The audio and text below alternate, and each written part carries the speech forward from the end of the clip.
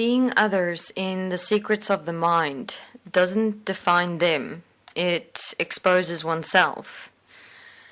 It's interesting when we look at other people, everything else comes up in our minds, except the reality of who, how, what the person in fact is. Meaning, if one really have a look at how conditioned our minds have become, for most part, we look at other human beings either through fashion, physique, education, and most importantly, money. These are the eyes of consumers.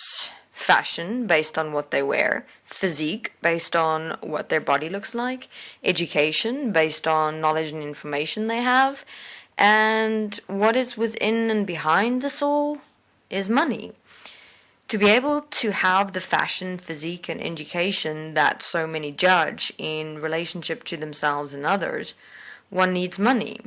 So, what has conditioned the way you see people and what you focus on when you look at people? Money.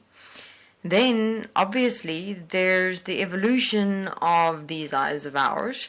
From looking through the eyes of money, we look through the eyes of energy, based on the vibes or negative, positive auras or experiences that individuals experience or pick up from other human beings.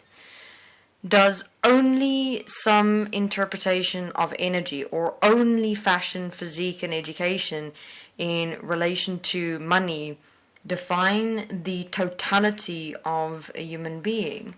No, it doesn't.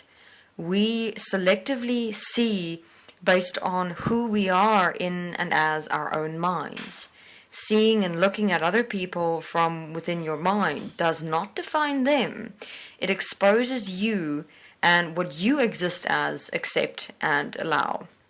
So the question within this all is, what happened to communication, to relationships? We're more and more becoming separated, isolated into our minds in relation to relationships that we barely even know our closest friends or family members, with the extent to which our minds judge based on a select few things of other human beings, where the judgment and interpretation takes precedence to such an extent that humans don't even realize they're not getting to know people for real, who they are in the totality of their history, their mind, their way of thinking or behavior. No one truly knows each other's minds, let alone their own, which contribute to the unpredictability of human behavior and action that is becoming more and more prominent in the news of today. How seemingly, suddenly, unexpectedly, a human being can change.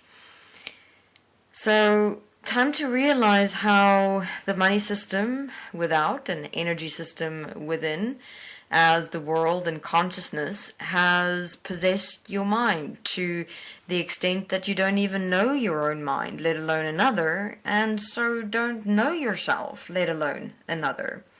If we want to restore our self-relationship or relationship with others, we have to look at and investigate what or who exactly is possessing our minds, and for a moment see for yourself how what you focus on in others is in fact exposing you, what you are accepting and allowing and existing as within yourself, your own mind.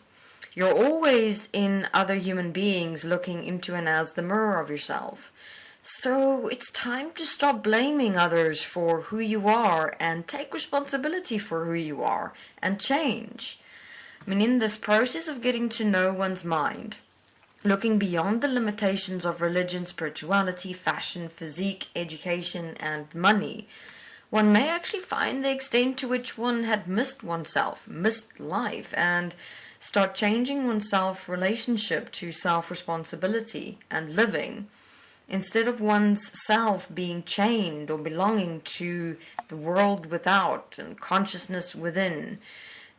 And so human beings may have a chance and opportunity to prioritize your life more effectively, to changing our relationships with each other, this physical existence, and start sorting it out rather than contributing to its demise. So stop blaming others, take self-responsibility, and open your eyes into and as yourself and this existence. There's more to yourself and what needs to be done here than judging others through your own limitations.